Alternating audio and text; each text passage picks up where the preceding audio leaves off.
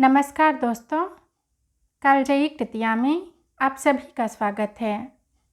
आज मैं लेकर आई हूँ सुभद्रा कुमारी चौहान द्वारा रचित कहानी दो सखियाँ।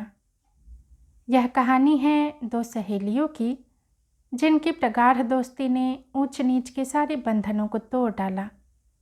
आइए सुनते हैं। मालिन क्यारियों को निरा रही थी। ऊपर से रखो ने आकर कहा, ऊपर जा, बाई साहब बुला रही हैं। मालिन घबराई। सवेरे ही सवेरे बाई साहब ने बुलाया है, कोई अपराध तो नहीं हो गया। वह हाथ में खुरपी भी रखना भूल गई। क्षण भर में हाथ में खुरपी लिए बाई साहब के सामने जा खड़ी हुई। पास ही उसकी धोती का पल्ला पकड़े खड़ी थी उसकी छोटी सी बेटी रमिया। मालिन, रोज रोज हमारी मुन्नी पढ़ने जाती है और स्कूल में बैठी बैठी थक जाती है। इधर तुम्हारी रमिया दिन भर घास खोदती है और बगीचे में मजा करती है। अब यह न होगा, रमिया को भी पढ़ने जाना पड़ेगा। मालकिन का स्वर सुनते ही मालिन का भय जाता रहा। बोली, रमिया तो आपकी ही है बाई साहब, चाहे पढ़ने भेजो चाहे बगीचे में काम कराओ। पर रमिया पढ़ने जाएगी तो मुन्नी रानी का बगीचा न सूख जाएगा, उसे कौन सींचेगा। किसी के बोलने के पहले ही मुन्नी बोल उठी, तो फिर हम भी बगीचा सींचेंगे। रमिया पढ़ने न गई तो हम भी न जाएंगे, चाहे कुछ भी हो। मालिन ने कहा, पर रमिया के पास पट्टी भी नहीं है, पुस्तक भी नहीं है, कौन देगा मुन्नी रानी। मुन्नी बोली, पट्टी और पुस्तक का बहाना मत करो मालिन, हम देंगे। पर रमिया पढ़ने नहीं जाती तो हम भी नहीं जाते। यह लो। कहती हुई पट्टी पुस्तक फेंक कर मुन्नी भागी। माँ ने उसे पकड़ कर कहा, ठहर जा मुन्नी, रमिया भी जाएगी पढ़ने। पर मुन्नी तो किसी न किसी बहाने पढ़ने जाना ही नहीं चाहती थी। मालिन के हाथ से खुरपी लेती हुई बोली, माँ, रमिया कैसे जाएगी पढ़ने, उसके पास साफ कपड़े कहाँ हैं। मैं अब बगीचे में काम करने जाती हूँ। मुन्नी जीने से नीचे उतरने लगी। मुन्नी को आखिर पढ़ने के लिए जाना ही पड़ा, साथ में ज़बरदस्ती रमिया को भी जाना पड़ा। पट्टी पुस्तक घर से ही ढूंढ कर दे दी गई। मुन्नी का ही एक पुराना फ्रॉक पहनकर रमिया पहले दिन स्कूल गई। धीरे धीरे दोनों में खूब मेल हो गया। अब वे स्कूल जाने से घबराती न थी। दोनों साथ स्कूल जाती, साथ लौटती और साथ साथ पढ़ती। अब मुन्नी को भी कोई शिकायत न थी कि वह मुफ्त में पढ़ने जाती है और रमिया दिन भर मज़ा करती है। रमिया के स्कूल जाने से रमिया की माँ की दिक्कतें बहुत बढ़ गईं। वह बगीचे में काम करती रहती और रमिया तब तक दाल चावल चुन रखती। माँ के घर आने का समय देखकर चूल्हे में आग भी जला देती। इस प्रकार जरा सी रमिया माँ के लिए बहुत बड़ा सहारा थी। साथ साथ खर्च भी बढ़ गया। रमिया के स्कूल के लिए साफ कपड़े भी रखने पड़ते थे। बेचारी मालिन को काम का आसरा जो कुछ था वह तो गया ही, साथ ही खर्च भी बढ़ गया। इन दिक्कतों को उसके दयालु मालकिन ने ताड़ लिया। उसी महीने से उसकी तनख्वाह में 1 रुपये की वृद्धि हो गई और बगीचे के काम में सहायता पहुंचाने के लिए मालकिन ने एक छोटा सा लड़का भी रख लिया। इस प्रकार मालिन की दिक्कतें भी दूर हो गईं और रमिया का पढ़ना भी जारी रहा। रमिया का पिता गोपी सिंह सरदार अमर सिंह के बगीचों में माली का काम करता था।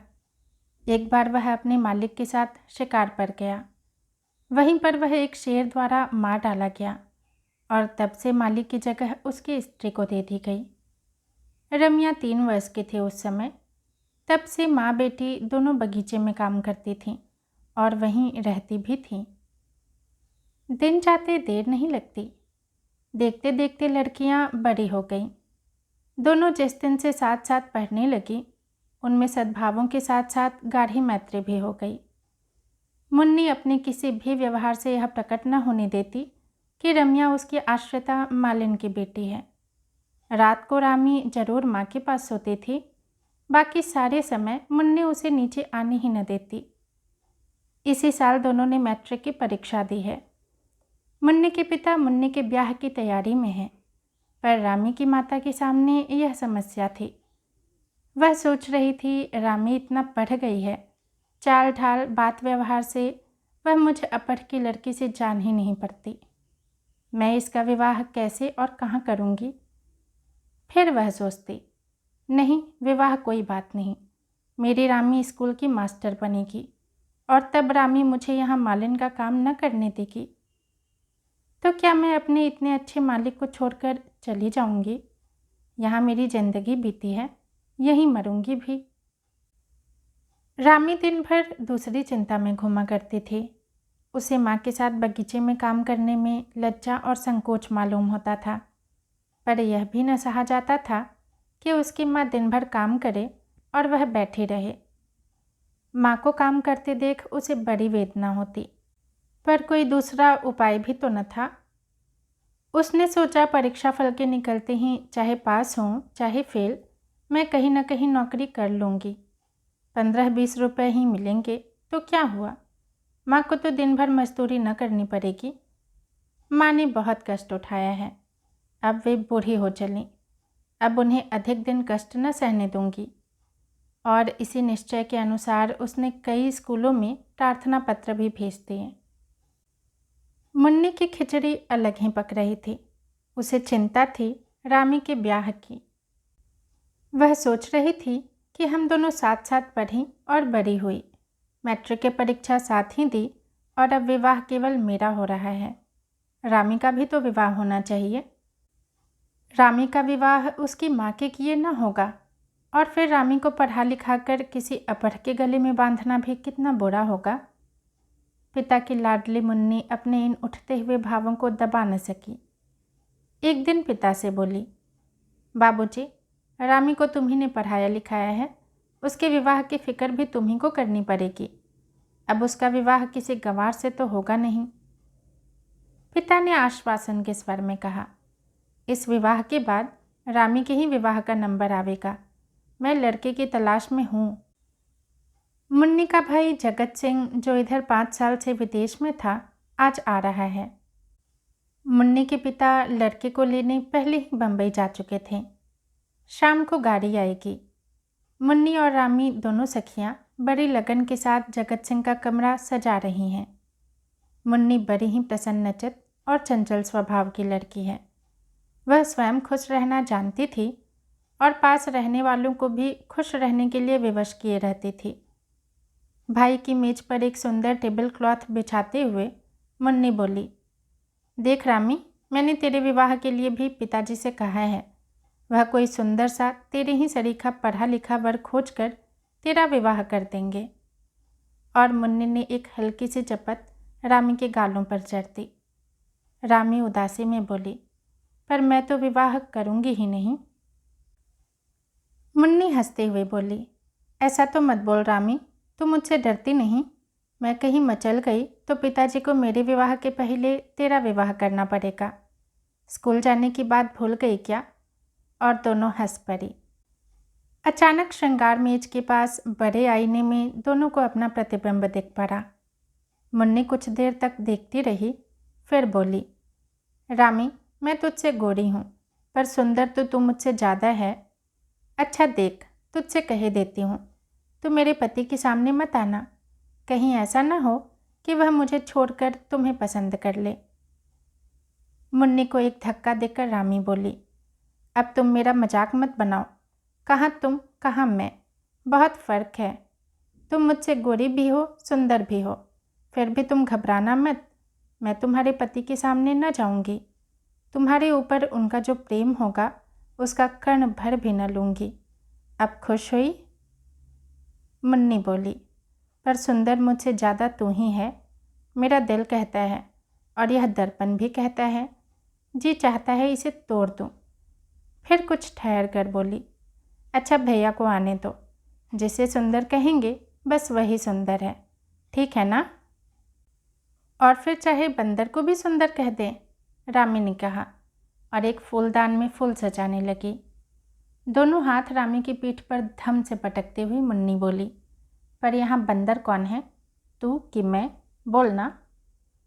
रामी ने कहा, न तुम न मैं, पर कहीं वे किसी तीसरे को ही सुंदरता की उपाधि दे दे तो। मुन्नी प्रसन्न है और रामी चिंतित। उसे ऐसी चिंता है जिसे वह किसी पर प्रकट भी नहीं कर सकती। इस जटिल समस्या को सुलझाने के लिए वह कई दिनों से घोर प्रयत्न करके भी नहीं सुलझा सकी। उसका स्वाभिमान कहता है कि अपनी माँ को लेकर यहाँ से चली जाओ। आज जगत सिंह आ रहे हैं। विवाह में दूर दूर से न जाने और कितने लोग आएंगे, और सबके सामने रामी की माँ मालिन का काम करे, रामी से यह न देखा जाएगा। वह अपनी माँ के साथ चुपचाप बिना कुछ कहे सुने कहीं चली जाना चाहती है, जहाँ उसे कोई न जाने, कोई न देखे। पर माँ से यह प्रस्ताव करने से उसे भय मालूम होता है। कहीं माँ न माने तो बात भी फैल जाएगी और उसके स्वाभिमान को भी धक्का लगेगा। साथ ही उसके इस प्रकार चले जाने से मुन्नी बहुत दुखी होगी। वह जानती है कि मुन्नी का उस पर निश्चल और अटूट प्रेम है। रामी बिस्तर पर औंधी पड़ी थी। उसकी माँ रोटियां बनाकर खा रही थी। इतने में ही आ पहुंची मुन्नी। मालिन से बोली, मौसी, कल से तुम बगीचे में काम न करोगी। माँ से मैंने तुम्हें महीने भर की छुट्टी दिलवा दी है।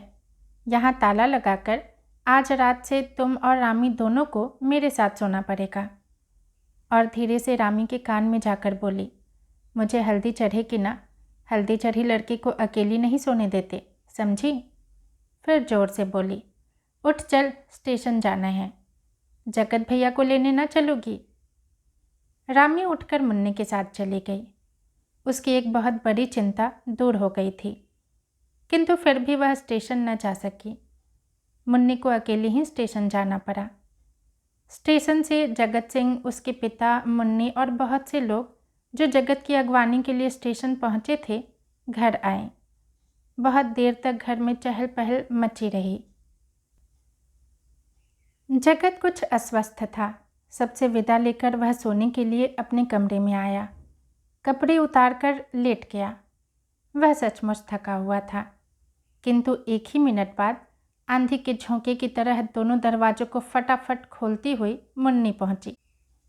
एक हाथ से वह रामी को घसीटती हुई ला रही थी। वह बोली, भैया, सोने से पहले तुम्हें एक बात का फैसला करना है।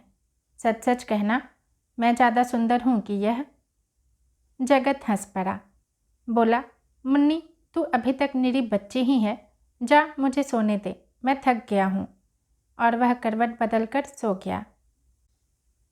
भैया, तुम अभी तक बड़े खराब हो, कहती हुई रूठकर मुन्नी चली गई। किंतु इसके बाद जगत सो न सका। उसके सामने रह रहकर शर्माई हुई रामी का चित्र आ जाता था।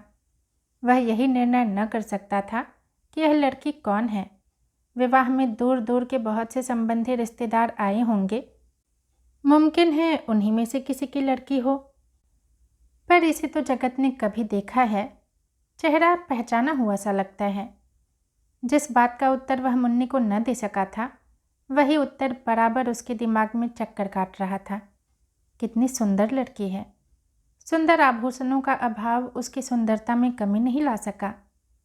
रंग बिरंगे कपड़े तथा हीरा मोती के आभूषणों से उसकी जो सुंदरता दब जाती, वह उनके अभाव में और उज्ज्वल होकर चमक उठी है। कन्या सुंदरी है, अनुपम सुंदरी है, फिर चाहे जिसकी हो। जगत ने करवट बदली। सामने मुन्नी की तस्वीर लगी थी। उसने सोचा, मेरी पगली बहन भी सुंदर है, पर इस लड़के के चेहरे पर जितना आकर्षण और भोलापन है, इसकी आंखें जितनी सुंदर है, उतनी मुन्नी की नहीं। मुन्नी मेरी ही बहन तो है। जैसा मैं हूँ वैसे ही वह भी है। सुबह 6 भी न बज पाए थे कि मुन्नी के उधम के मारे जगत का सोना मुश्किल हो गया। जगत उठकर बैठ गया। मुन्नी से बोला, मुन्नी, जरा गंभीर बनो बहन, अब तेरी शादी होने वाली है। जगत की दृष्टि दरवाजे की ओर गई। 2 सुकुमार पैर दरवाजे की ओट में ठिठक गए थे। मुन्नी ने जैसे जगत की बात सुनी ही न थी। बोली, भैया देखो, रामी अब तुमसे शर्माती है, आती ही नहीं अंदर। वह देखो वहाँ खड़ी है। और एक बार भैया, तुम्हें याद है ना, वह कितनी मचली थी कि तुम्ही से शादी करेगी। और फिर जब तुमने कहा कि तुमने इससे शादी कर ली और इसे 2 पैसे दे दिए, तब कहीं यह मानी। मुन्नी एक सांस में यह सब कहकर हंस पड़ी। जगत चौंक पड़ा। तो यह रामी है? आओ रामी, अंदर आओ, वहाँ क्यों खड़ी हो? चाहे तो 2 पैसे और ले लो, कहकर वह हंस पड़ा। रामी लाज और संकोच में सिमटी हुई से भीतर आई, पर वह खुलकर जगत से बातचीत न कर सकी। न जाने कहाँ की लज्जा ने उसकी जबान पर ताले लगा दिए। वह चुपचाप खड़ी रही। जगत ने उससे बोलने की कोशिश बहुत की, पर उसका सिर नीचे से ऊपर न उठा। जगत ने कहा, लो तुम मत बोलो, मैं तो जाता हूँ। मुन्नी की समझ में न आया कि आखिर जगत भैया से रामी इतना क्यों शर्माती है। उसने रूठ कर कहा, जा, तू बड़ी खराब है रामी, तूने मेरे जगत भैया का अपमान किया है। तो उनसे नहीं बोली, मैं भी तुमसे नहीं बोलूँगी। रामी ने नम्रता से कहा, नहीं बहन, मेरी नीयत अपमान करने की नहीं थी। तुमने छुटपन की ऐसी बात कह दी जिससे शर्म के मारे मैं मरी जा रही थी, फिर कैसे बोलती? और दोनों सखियों में उसी समय मेल भी हो गया। उसी दिन लड़कियों का रिजल्ट निकला। दोनों पास थीं, मुन्नी 2nd डिवीज़न में और रामी 1st। मुन्नी ने इससे कुछ बुरा न माना। वह रामी के पास आकर उसे लिपट कर बोली, देख रामी, तू सभी बातों में मुझसे बढ़ती जाती है। मैं 2nd में पास हुई, तू 1st में। यह ठीक नहीं, तुझे मेरे साथ साथ चलना चाहिए। रामी ने कहा, सभी बातों में नहीं बढ़ रही हूँ, विवाह तुम्हारा ही पहले हो रहा है। कौन जाने तू इसमें भी मुझसे आगे बढ़ जाए। कहते हुए मुन्नी भाग गई, क्योंकि बाहर नगर के एक बहुत बड़े कपड़े के व्यापारी अपनी लड़की की शादी का पैगाम जगत के लिए लेकर आए थे। लड़की इंटर में इसी साल गई है, बहुत सुंदर है और लखपति की कन्या है। पर जगत से जब पूछा गया तो उत्तर मिला, अभी कोई जल्दी नहीं है, मुन्नी का विवाह हो जाने पर इस पर विचार होगा। उधर मुन्नी तो जगत के सिर हो गई कि भैया शादी जरूर स्वीकार कर लो, फिर तो तुम्हारी ससुराल से मैं रोज नई नई साड़ियाँ लाकर पहनूंगी। फिर रामी, मैं और वह भाभी, हम 3 हो जाएंगे, कितना मज़ा होगा। जगत अपने पहले निश्चय पर दृढ़ रहा और ब्याह की बात मुन्नी के विवाह तक के लिए टल गई।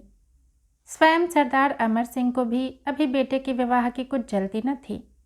जल्दी थी तो लड़की वालों को, ऐसा अच्छा लड़का हाथ से न निकल जाए।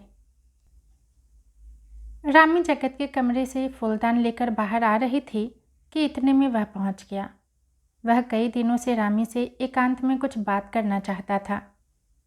उसने रामी का हाथ पकड़कर अंदर खींच लिया।